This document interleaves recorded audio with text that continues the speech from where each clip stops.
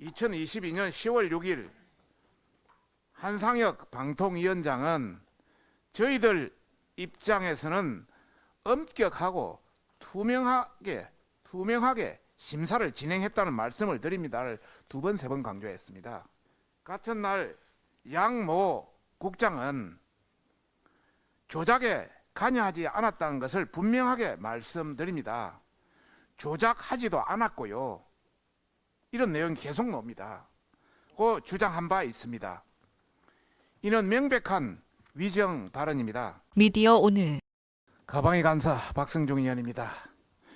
TV조선 재승인 조작 관련 위정 발언한 한상혁 위원장, 국정감사 위정의 죄로 고발 조치해야 하고 같이 동조한 사람은 처벌을 받아야 합니다.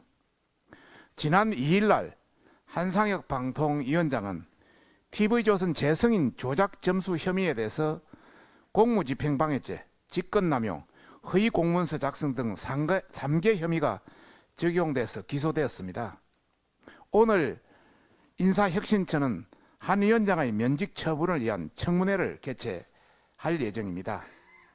사필기정 인과응보라는 말처럼 순리대로 결정이 날 것입니다. 야당은 정무직 공무원은 면직이 법리적으로 불가하다고 주장하고 있습니다.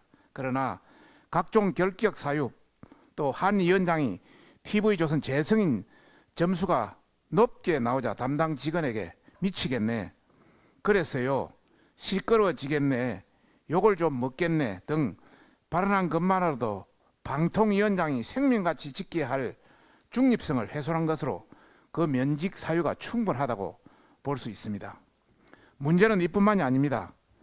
한상혁 위원장과 양모 국장은 작년 가방위 국정감사에서 TV조선 재승인 점수 조작과 관련한 위원들의 질의에서 국회를 능멸하는 위정의 죄를 저질렀습니다. 저희들이 작년 국정감사를 전부 한번 스크린을 해봤습니다. 작년 10월 6일 2022년 10월 6일 한상혁 방통위원장은 저희들 입장에서는 엄격하고 투명하게 심사를 진행했다는 말씀을 드립니다를 두 번, 세 번 강조했습니다. 그리고 같은 날 양모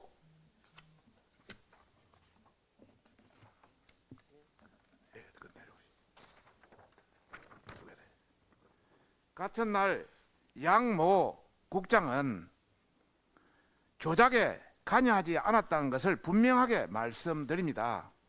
조작하지도 않았고요. 이런 내용이 계속 나옵니다. 그 주장한 바 있습니다. 이는 명백한 위정 발언입니다. 검찰 조사에 따르면 담당자들은 한 위원장의 암묵적 지시를 받고 평소 친분이 있던 심사위원들에게 심사 점수를 낮게 고치는 방법으로 결과를 조작하였다는 게 만천하에 드러난 사항입니다. 응당한 검찰의 기소와 재판부의 결정이 따를 것이지만 아직 국회의 역할이 남아 있습니다. 아직 국회의 역할이 분명히 남아 있습니다. 하지만 민주당 고민정, 윤영찬 의원 등은 국정감사 내내 한 위원장의 개인 변호인 노릇하기에 바빴습니다. 부끄러운 줄 알아야 됩니다. 죄송합니다. 다 해당됐어. 두 개만 들으시죠. 예. 국회 정언감정법 제14조 1항에는 선사한 정인 또는 감정인이 허위의 진술을 하였을 때는 1년 이상 10년 이하의 징역에 처한다고 분명히 규정되어 있습니다. 또 15조 1항에는 위원회는 정인, 감정인 등이 위정의 죄를 범하였다고 인정한 때는 고발하여야 한다고 규정하고 있습니다.